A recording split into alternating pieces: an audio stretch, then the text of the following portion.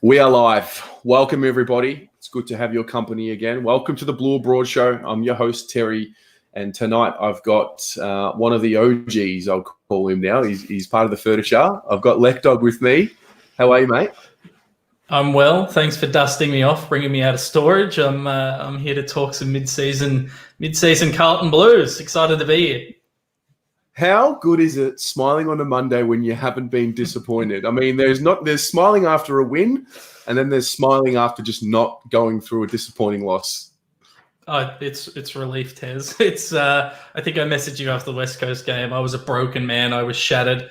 I needed some time away from the club, and I think it couldn't have come at a better time. And I'm here and I'm happy. And I'm not going to be 100% positive today. I try and be the positive guy when I'm on the show, but we're going to have a good look at the club, and I'm really looking forward to it. So thanks for having me. No, you're welcome, mate. You're welcome. Yeah, just to recap what's going on tonight, everybody. We're going to do a live mid-season review. We're going to have some live questions thrown at you guys in the audience. So your participation is going to be paramount tonight. There will be some polls. There will be some discussions, and ultimately we're going to have to move on now. I think we've absolutely spoken about what's gone wrong and what we're happy and not happy with, but ultimately we've got to move on. It was good to have the closure last night. We had a little bit of a debate last night. I'm not sure if you caught that, Lekdog, but we just put the motion together. I think that's a cool little concept that we'll move forward with.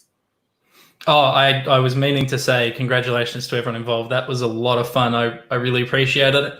I'm still not sure which side of the table I've fallen in the debate, but I thought everyone did really, really well. So congrats to all the boys. Yeah, it was good fun. I'll be honest, before we started, I was probably in the against camp in that, if you had said, well, I mean, do you see him being the premiership coach? At the moment, I just don't. Yeah. I just can't see the grunt or the intensity that I would look at a premiership coach. And that's not to say he can't develop into that, but that would have been my guess. But then when I heard the boys give the for argument, I'm a little bit swayed, and maybe it is just a reality that, we have to let him develop, or, it's maybe let's not get into it because it's just going to bring up more confusion. Yes, let's just say well done to everyone. Everyone who spoke, I was convinced, as they were speaking, I was like, oh, no, this guy's right. And then the next person to speak, I was like, oh, no, this guy knows what's going on. So, I'm the terrible judge. Don't ask me. I agreed with everyone. Absolutely. Well, we're going to play this intro. We're going to get into it, and then we will go from there. So here we go.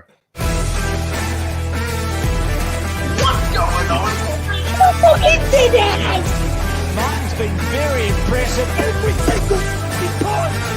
Thanks to all the Carlton supporters, thank you for all the love. Mason's playing Glasgow, and there's a massive moment. Ball inside 50, control! He strikes it beautifully. He's got it. Love it as always. What we also love is our members of this channel. Thank you very much for your support. You really do allow things to grow. And I'm going to put all your names on the bottom here. There's a lot of them. I think there's 81 members now of the channel in total. So slowly but surely we will get them all there, Lekdog. No, I'm excited. I should really sign up as well, get my name down there. No, mate, it's all good. It's all good. Look, while that goes on, let's start, because one of the things that happened in the last week was this external review. It's nothing that we're not familiar with now, and some may say that a review might have been coming at the end of the year anyway. But it was announced that a mid-season football department review would be undertaken. The panel was finalised. We have Jeff Walsh, who is one of Victoria's, or as it says here on the Carlton website, one of Victoria's most experienced and accomplished sports administrators. Matthew Pavlich, everyone knows Matthew Pavlich's CV, and Graham Lowe. So I guess the question is for you and for everyone in the audience: what were your thoughts about the review, and then what were your thoughts about the panel, if you have any? Look, I don't have a huge opinion on the panel. I think getting anyone external to look at the club is a good thing, and I think the only one I really know a lot about is Pav, and he was part of the Adelaide review, I believe, and they're playing some pretty good footy at the moment. They don't seem to have players wanting to jump ship anymore, so that's a good thing. But I'm all for a review. I think I'm really glad it's happening, and whatever the findings are, I'm going to be hopeful that they are consistent and fulfilled and not predetermined. I think the Ian Prendergast boys did a great job of breaking it down. They did a special episode on it, and I think they know more about this space than I do. So I'd encourage people to go and listen to that after this show. But hey, whatever comes out of this, I think it's going to lead to change, and I think change is probably a good thing considering where we're at. And if they come out and say, no, this is the best footy administration that we can possibly imagine, and we're not changing anything, well, then I will just have to have faith that that's accurate and have to sit through another couple of years. But I don't think that's going to happen, Terry. What about you? Yeah. So, I mean, at the end of the day, pretty much what you've just said, I do echo that, in that I'm happy to have external eyes come in and look at what's happening and give some honest feedback. There is a part of me that, that there are some things that have been said, since the announcement, which have gotten me a little bit curious about what the process will look like, and basically more so centered around, what's on limits and what's off limits. And I don't really want anything like that. I want everything to be on the table, whether, absolutely everything. I feel like if anybody at the football club feels comfortable, then I don't like that. I don't like that notion. I want there to be an uncomfortability with everyone who's there, not from the point of, in a toxic way, but ultimately, as a whole, the club is not where it wants to be. Otherwise, it wouldn't have, asked for this review, and the fans wouldn't have been, pushing with, the pressure for the wins to come. I think there's no question off field we're getting it right. I don't think anyone can doubt that. But on field, and that's really what this club is. It's a sporting team that competes to win. I think that is where, I think maybe the focus needs to just realign. And this is one of the the processes that's going to help us there one way or another. I mean, you look at reviews traditionally. I don't really remember off the top of my head of a review like this for any other club that didn't result in a positive impact. So I'm excited. Yeah, I'm excited. You're right. You've reminded me of a red flag that did pop up, which was when effectively Mark Lagudesche came out and said everyone's getting reviewed except David Teague. Basically, his job's not part of this review. Which look, I'm objectively fine with, but that was a slight red flag moment for me. But we'll see how it goes. I'm confident that we'll be a better club at the end of it, whichever direction it takes us. So, yeah, look, I'd be interested to hear the comments of people watching at home if they think it's going to achieve anything or if it's a bit of just PR. I'm just interested to see what people's points of view are. Yeah. There was also a part of it as well where, a part of me thinking of all, in every angle that I can, there was a part of me that was saying, all right, well, this review is being undertaken by the incoming president. And ultimately that would mean to me that how much of a review is going to be made on the board. Because for me, I think, I'm not necessarily saying everyone on the board needs to be stood down or whatnot, but ultimately everyone needs to be accountable. And the board haven't really got a good track record with on-field success, this current group. And that's just a fact. This board goes all the way back to Brett Ratton, Mick Malthouse, Brendan Bolton, and these are decisions that did not help us on the field. Yes, the board helped us off the field, not a problem, but on the field, there have been decisions that have not helped us. And I'm just worried about the fact that, does that mean that a review of the board is off limits? Because if that's the case, why not? Why can't everything be up for discussion? Just to get everybody ready to commit as an entire organisation.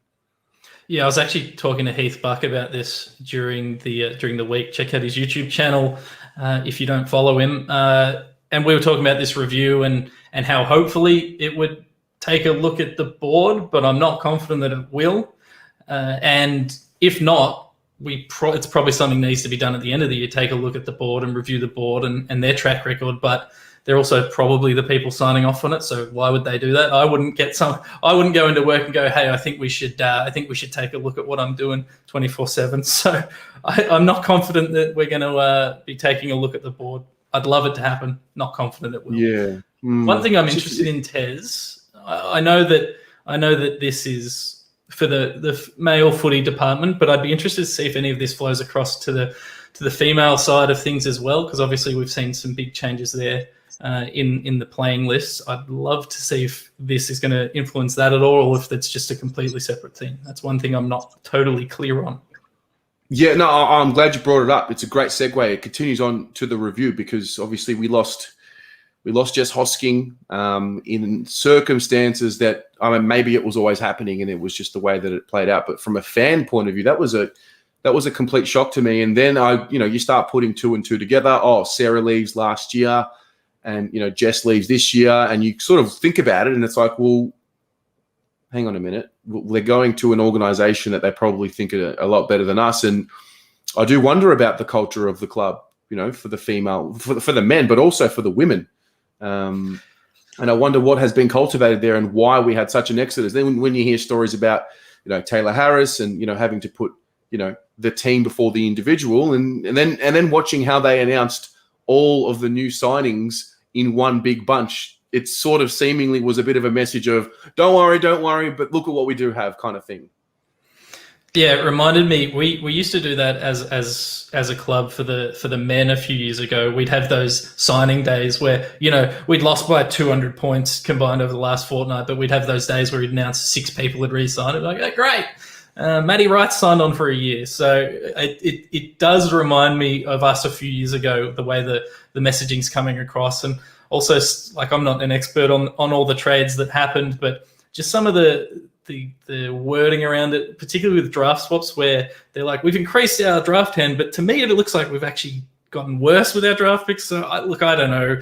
It's very. I have concerns over particularly the last 2 years with the players that are leaving, and the players that there's arguments, particularly for Taylor Harris. Why would you sign her on? She hasn't been contributing on the field as much, but I think there is value beyond that with her in particular. And yeah, I'm just worried that some of these names, particularly, and Jess as well, that I was completely shocked. And it happened at like 1 minute left in the trade deadline. Like, I'm a little worried. Yeah, for sure. Well, I want to ask you, and I want to ask the audience, because I just came up with an idea in my head that's something that's just given me a brainwave. What is something you would add to this football club that isn't already there? I mean, for you, is it just as simple as like a senior assistant for David Teague or whatever it is? And you guys in the audience, think high level. It can be whatever it is. What is something you would add that can actually be a point of difference for the football club moving forward?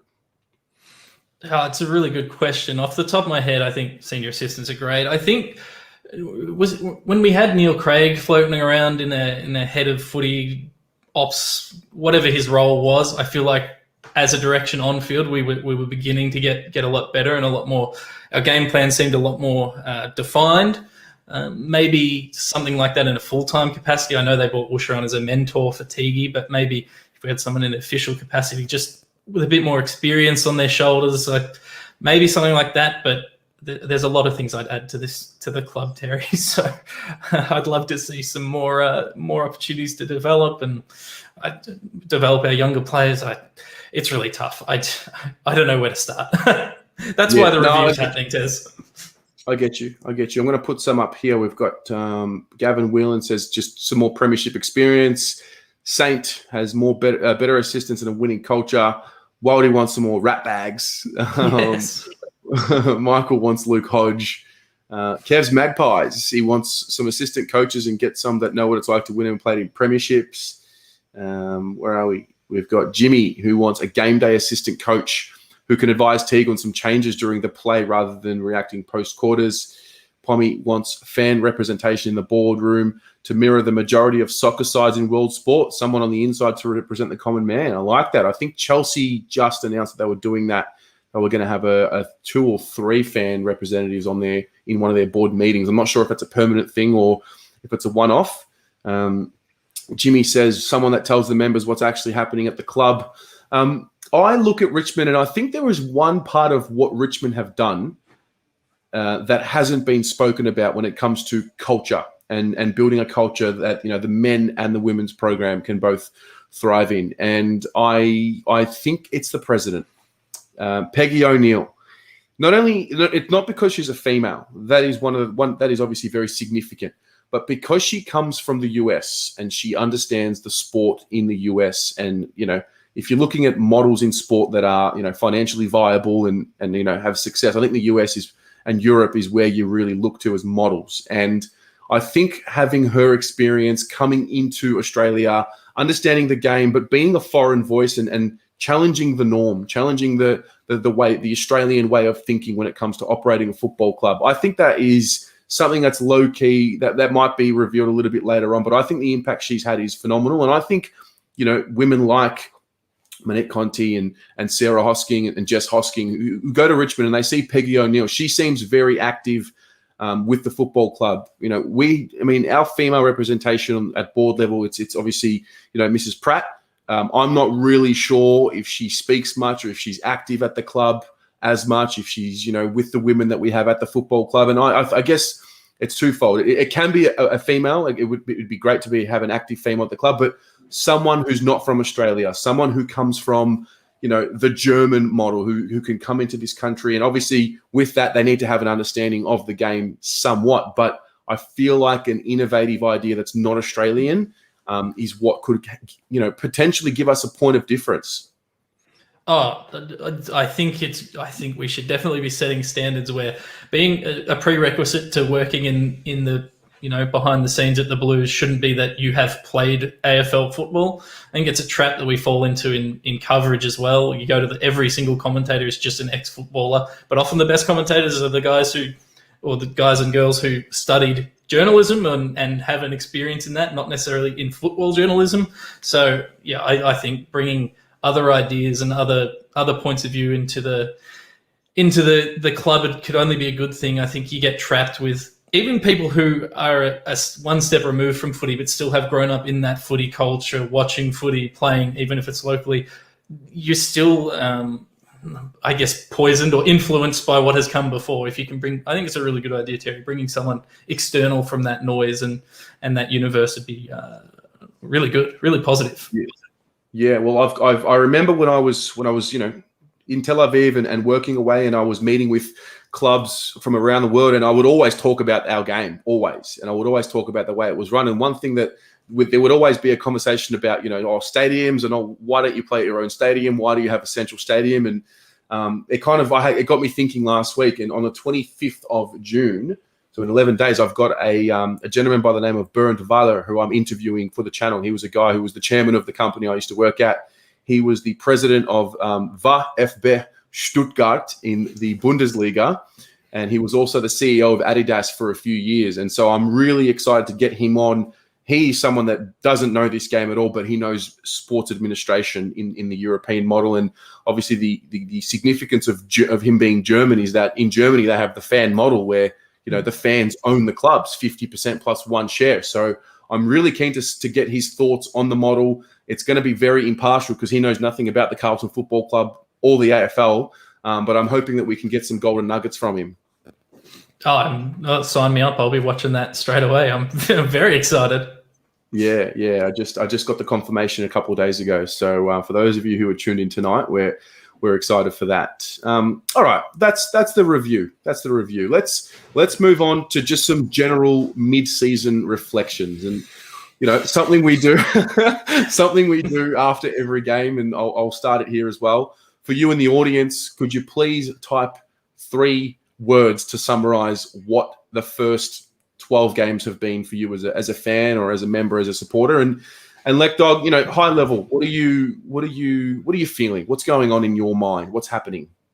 I'm probably disappointed, frustrated, but not surprised. So I had the foolishness to have some hope before the season, and the club put that hope into me, and it's been shattered. I think when I was doing like my preseason predictions and ladders and whatnot, I had us around 10th objectively, and then with my Carlton glasses on, I talked us into a position where I was like, yeah, we could finish 8th if teams like Sydney and Fremantle don't go past us, GWS doesn't bounce back, etc., etc. So that hasn't happened.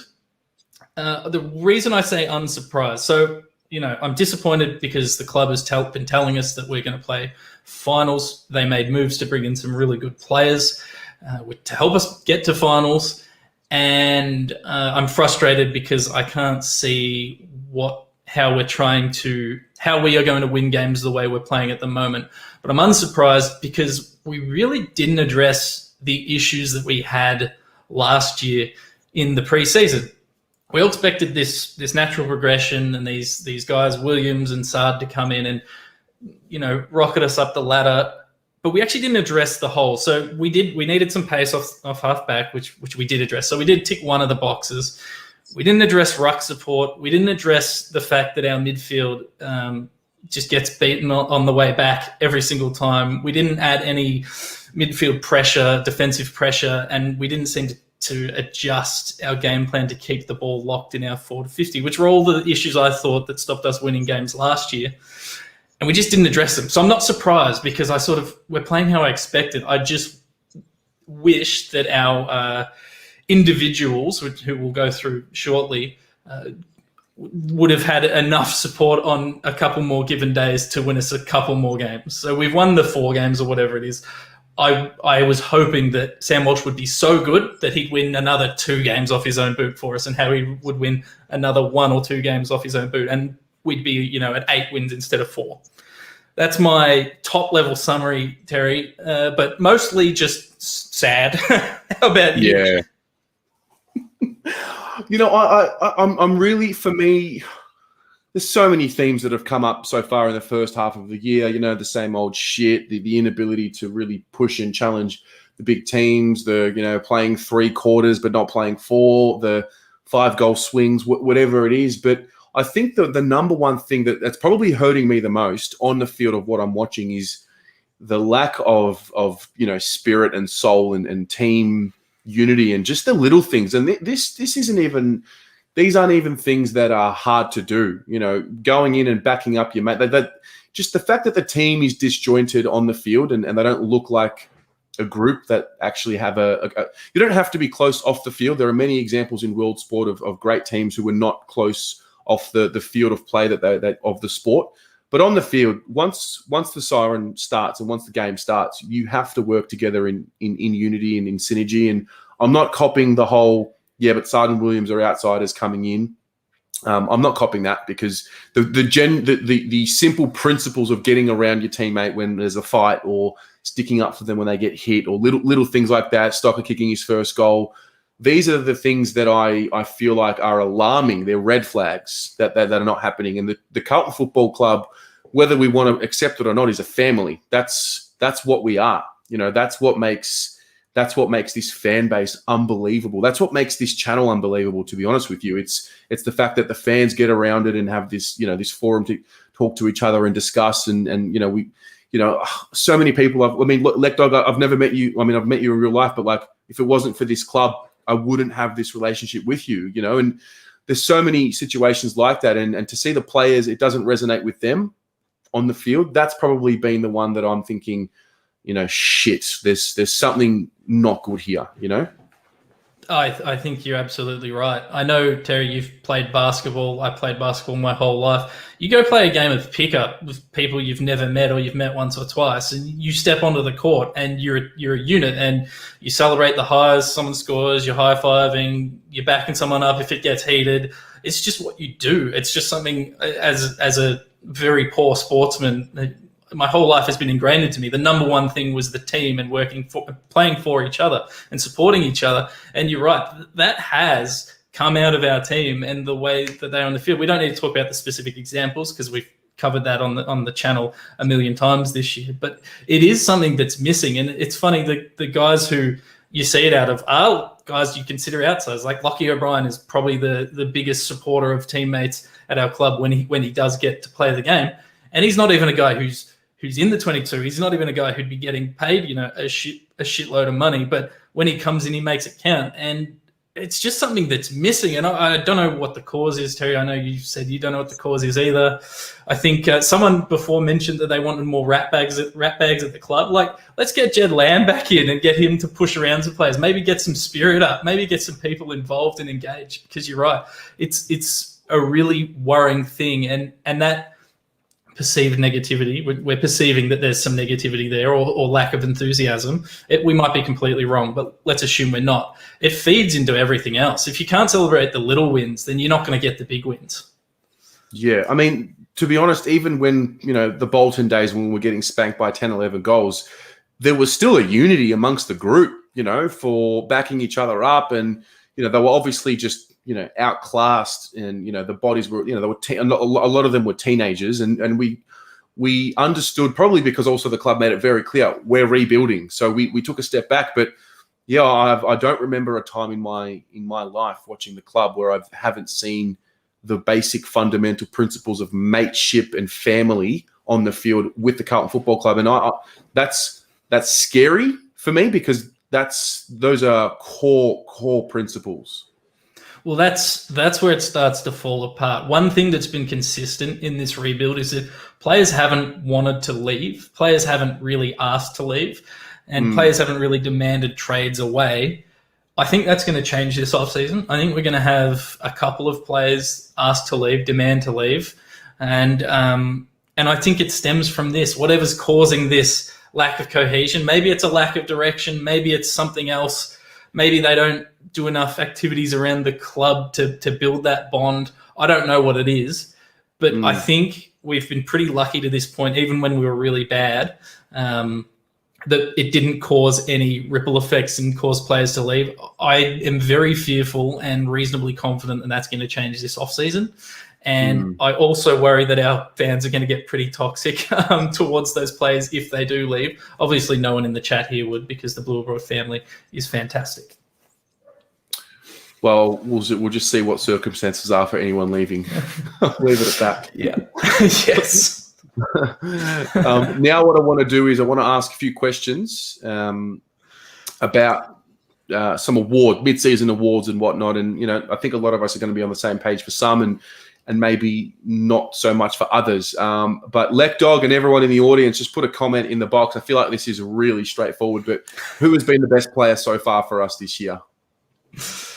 Well, I mean, it's Sam Walsh, right? It's every Blues podcast there is, and there's a lot of them now. He's winning by like 600 votes. I've pulled out a few stats here to talk about him, and I'll run through them if you don't mind, Tez. Obviously, he's playing some really good uncontested footy. We know that but he's not afraid to dig in and work, and he tries to lift those around him. But here's some numbers.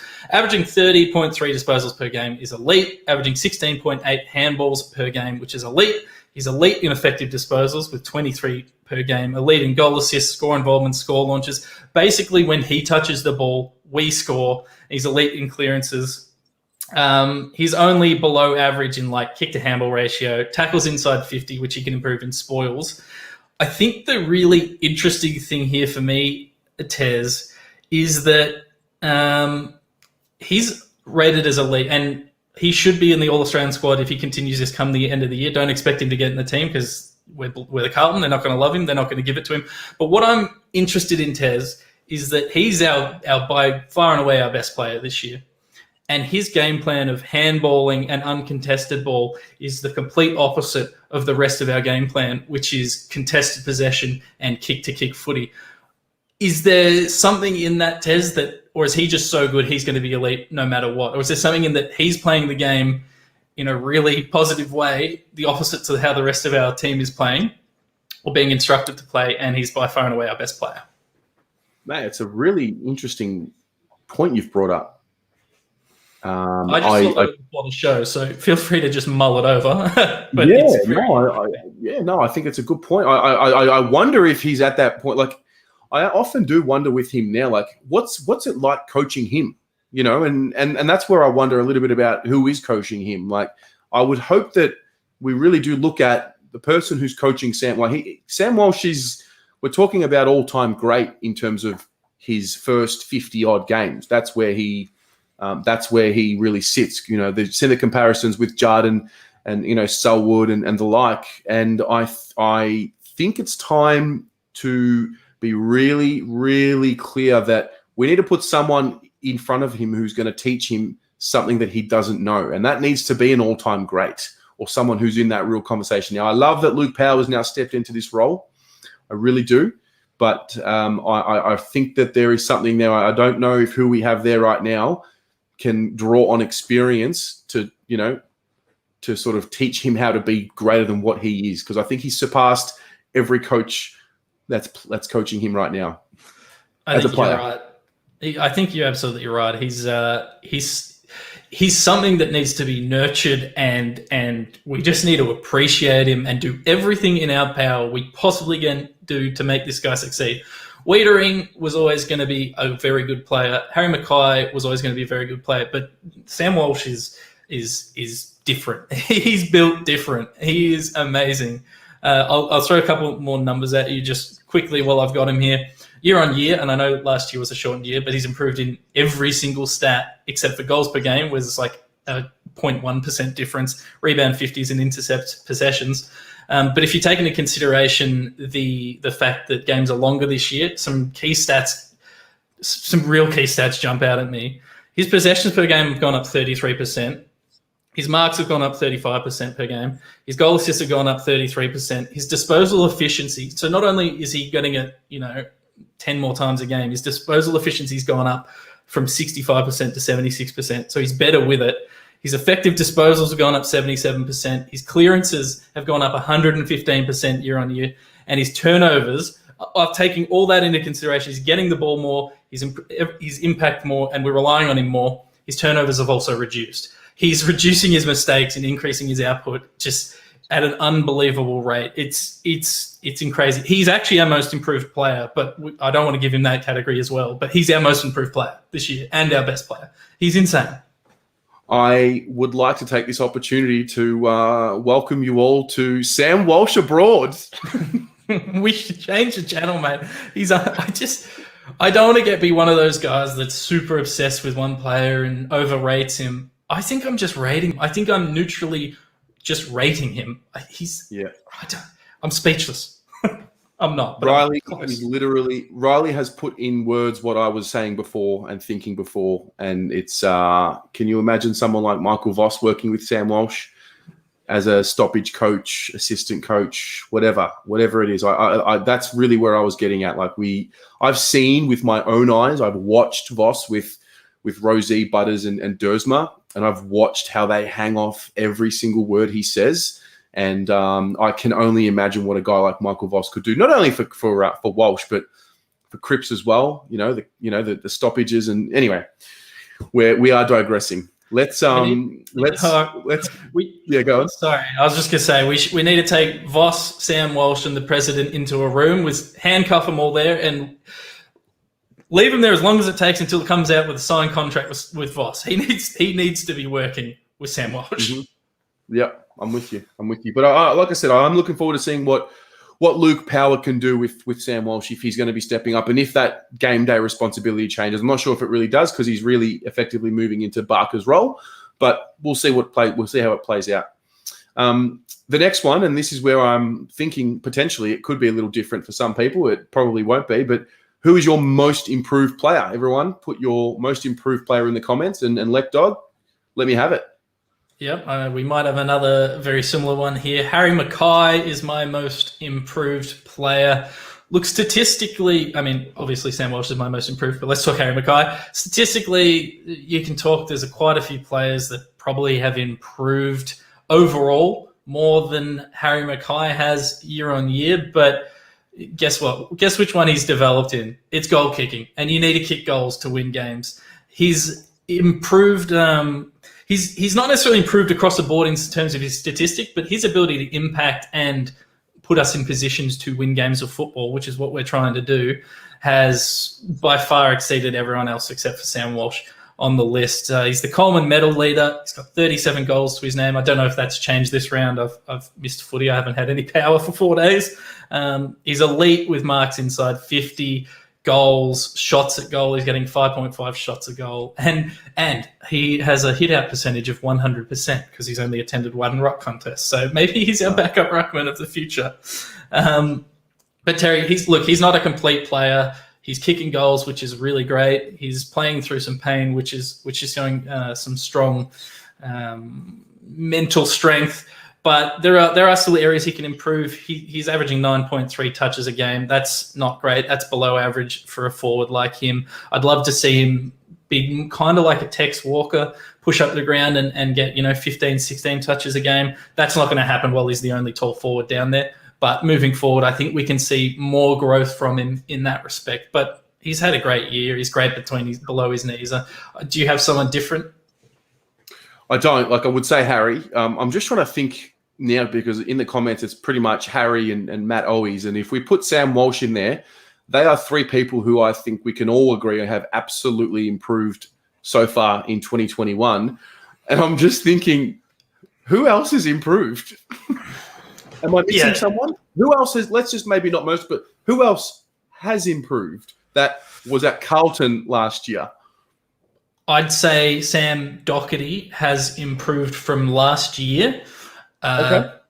But our expectations of him are a lot higher because of what he has done in the past. I think he's closer to the Sam Doherty of old this year than he was last year. I think playing up on that wing and pushing up the ground a lot more is really good for him. Has Wiedering improved this year? Has Liam Jones improved this year? I wouldn't say that Wiedering's been better so far. He's probably just been sort of there or thereabouts. I think Stocker is one that's definitely improved. I think Eddie Betts is Eddie Betts is one that's definitely improved. That is very. I wouldn't say Tom DeConing has improved yet. I don't think we've seen enough yet.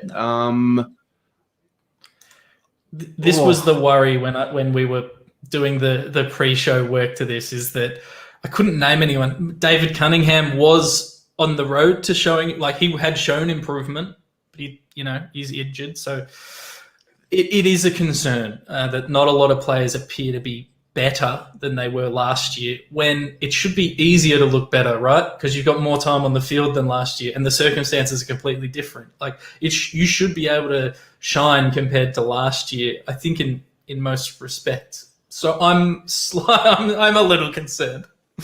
Yeah, no, it's a good one there. It's a good one there. The next one is we're going to do a needs to lift. So this one I think will be a little different for many reasons. So you guys in the audience, who is your one player who you want to get your arm around and say you need to lift, son? And Let Dog, who is it for you? I mean, there was a lot to choose from. I actually chose Michael Gibbons, and maybe this is harsh because I know you and me, Terry, we rate him really highly. Worked his way onto the list as a preseason draft pick, 2-time JJ Liston Trophy medal winner as a midfielder. We love to say it. I think for me, it's not really a statistical thing. He has dropped in kicking efficiency, marks inside 50, tackles. But for me, if you looked at him year on year, you're probably not going to see a huge difference in stats, but it's the drive and the passion and the ferocity he attacked the play with previously. Maybe it's a role thing, but previously he'd find a way to work himself up the ground, take marks, relieving marks here and there, start scoring chains. He's just not doing it this year. I mean, we raved about him pre-season. I think he was in our pre-season player review, or one of the preseason player reviews, where we raved about this guy who he was just a footballer who worked really hard. He didn't take it for granted. He didn't have that entitlement about him. And I'm not saying he's entitled, but this year I just haven't seen the same desperation out of him that we have previously. And I'd really like to see that back, because I really do rate him as a talented footballer. But I'm just not seeing it, Terry. I don't think he has been the same since the Gold Coast game where he got hit by, I think it was Harbrow. I don't think he's been the same ever since. He sort of showed a little bit against Hawthorn. I thought, okay, that's a step-up game. Maybe it'll lead to a breakout or break-back-in game. But I just haven't seen, I don't know what it is. Yeah, maybe I'm being harsh on him. I'd forgotten about that because Harbrow didn't get cited. He didn't even get looked at for that hit. So we probably don't need to open that can of worms again, Terry, but just worth pointing out that he didn't even get cited. So he's my disappointment. Maybe I'm being too harsh on him. I'm interested to see what people in the crowd are saying. Do you have someone that you think needs to lift? Yeah, I do. I don't think you're being harsh at all. Not one bit. I think it's warranted. I think the fact that you've identified Gibbons is a show of respect that you have for Gibbons, because you expect more because you think he's a better player than what he is, and that's really what it comes down to.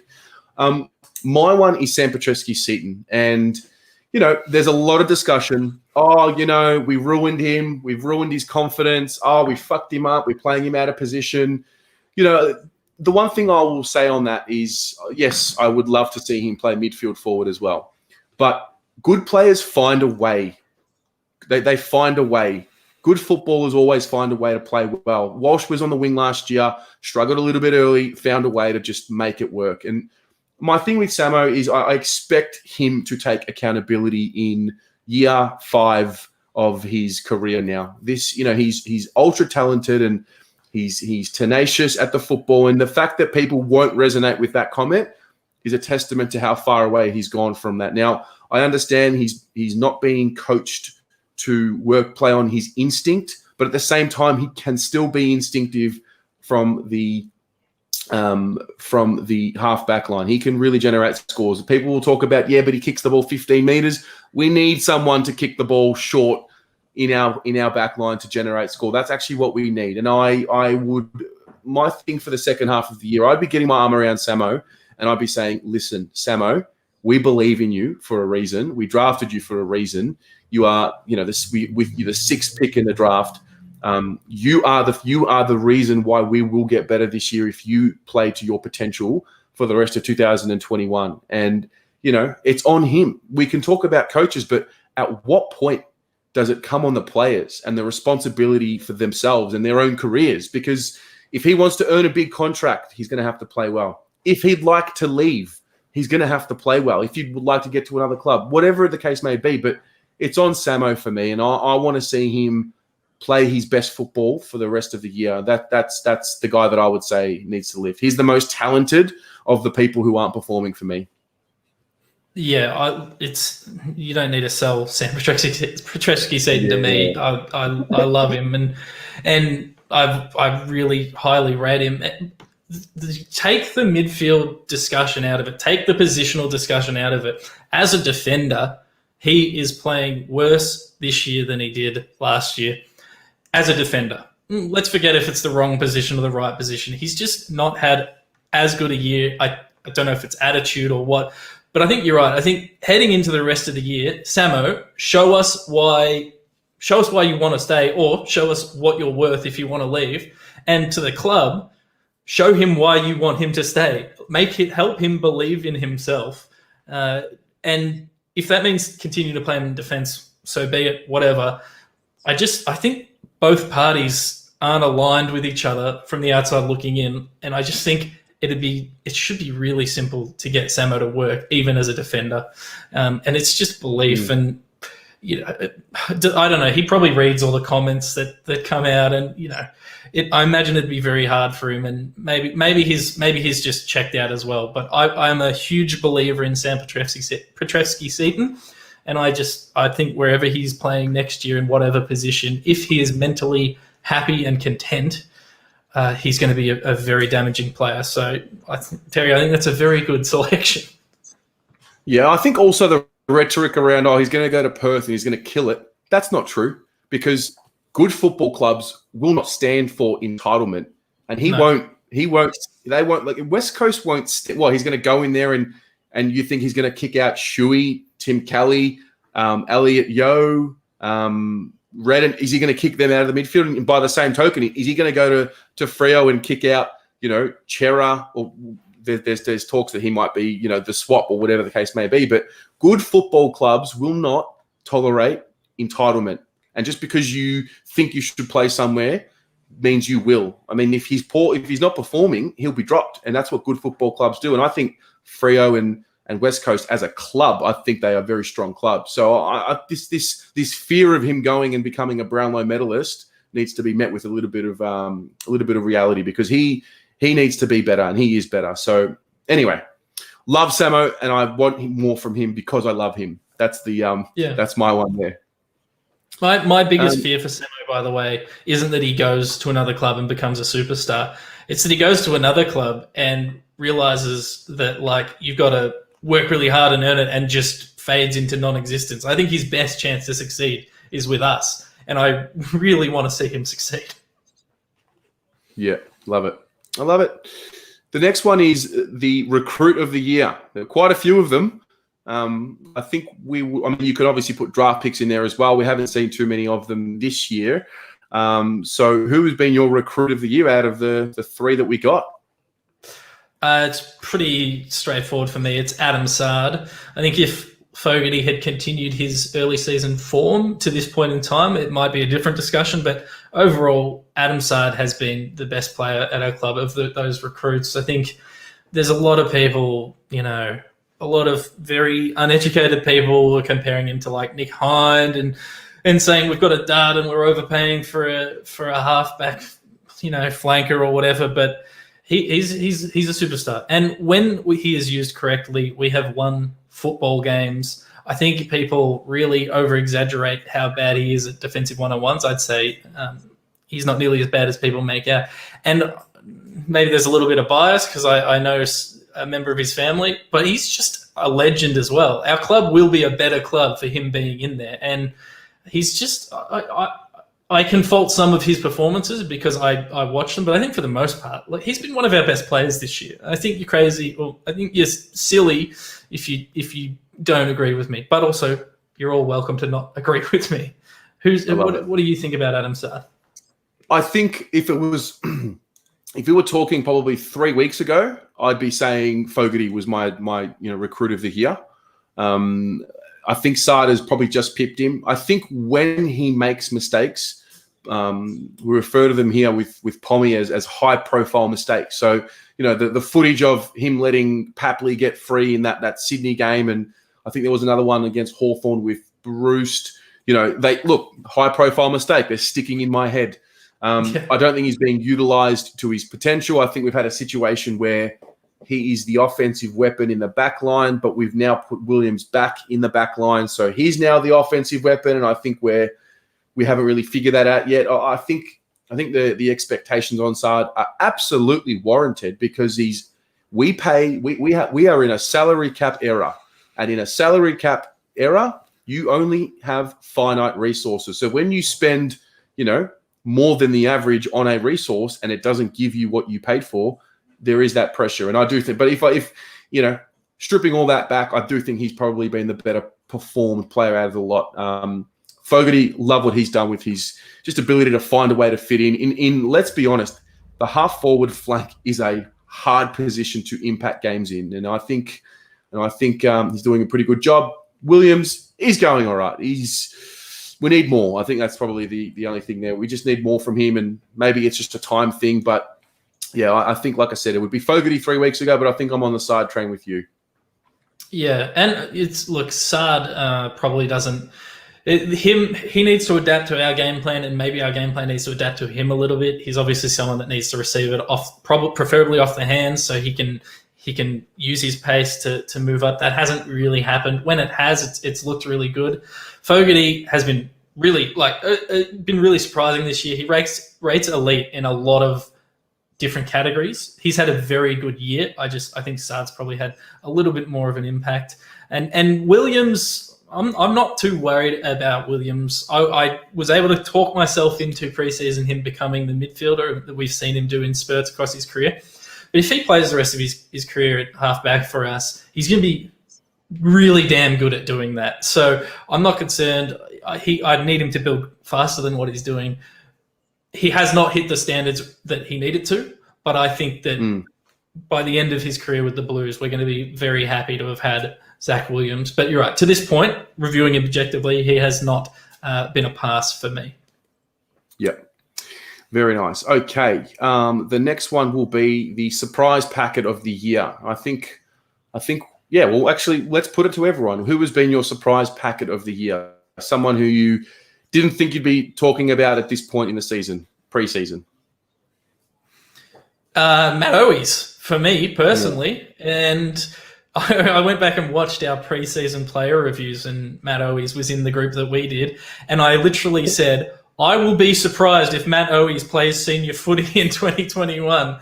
So I'm surprised. He surprised me. I thought he would be I thought he'd be the guy playing VFL, kicking 2-3 goals a game and knocking on the door. I thought we'd be in a more winning position as a club, and he'd be being held out by like a Betts and a Gibbons and a Fisher. But he's broken into the team. He's only had one goalless game from his, I think, 7 games he's played. Single goal against Melbourne and multiple goals against West Coast, Hawthorn, Bulldogs and Essendon.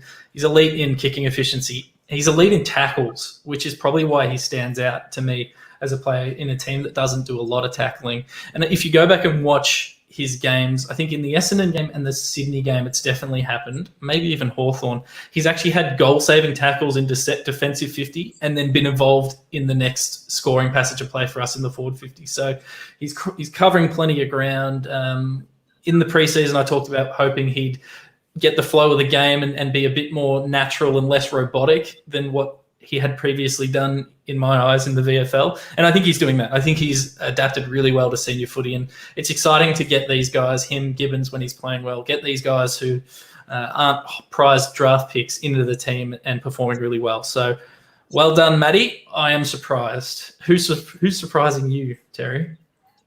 Yeah, always definitely. I'm really excited that I got the first interview with him years ago.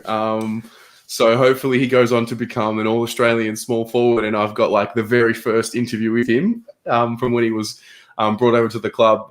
So yeah, I'm a big fan of his. He's got the basketball background, obviously played at Hawaii, and made the change, lived overseas, took the punt. It's a leap of faith, and I feel like it's going to hold him in good stead to get through the challenges of making it in the AFL. I think he's just gotten over one of the first major humps, and I hope now that he feels comfortable at the level and just continues on from there. But yeah, I think the big thing for Matty always is when I first watched him play, he always had the game sense of where to be and when to be there, but he just didn't have the physicality at contest, which I think he has now. So really exciting with Matt. I think not to say that Stock has surprised me, because I know how talented he is, but it's just a surprise to sort of see that he's looked so comfortable at the level. I think even Luke Parks as well, I'm surprised to see how good he looks at the level when we've seen him.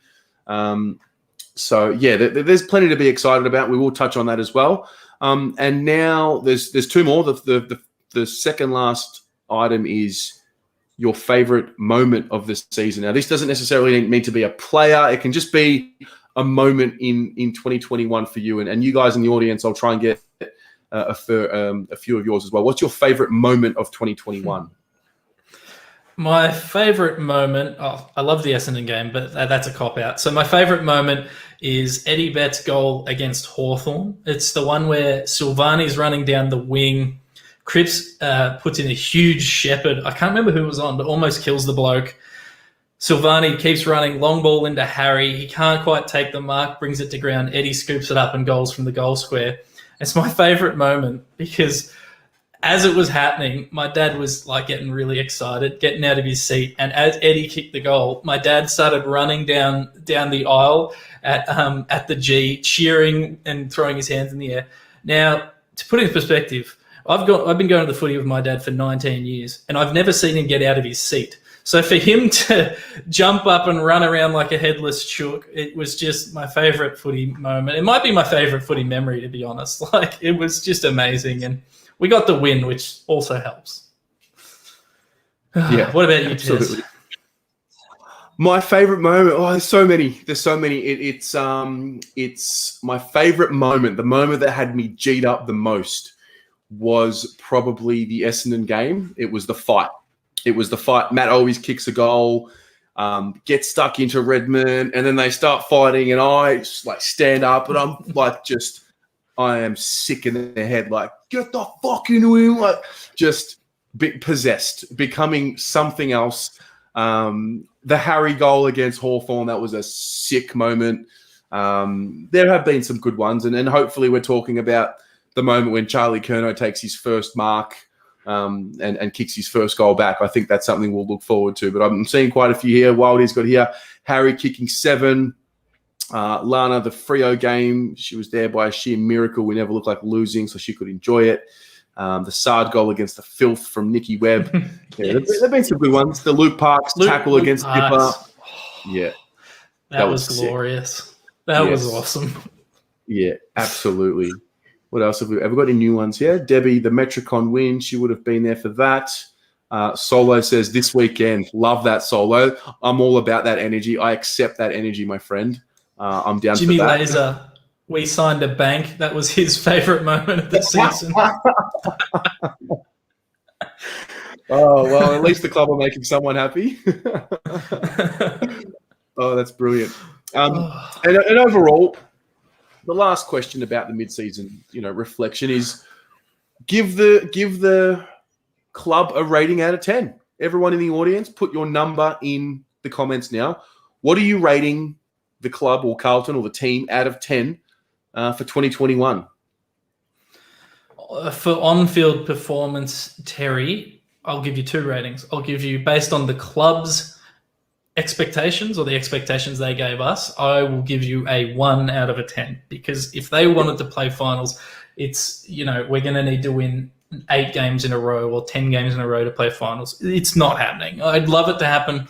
I'm going to just say it's not happening. Sorry to break your heart.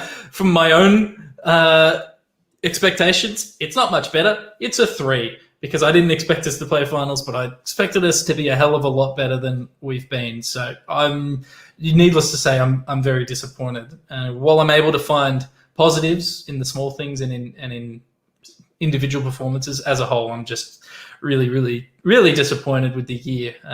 More so than maybe any year since the rebuild, to be honest, which is a worry. What about you? I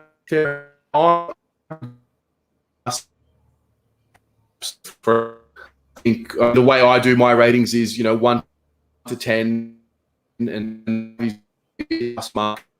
But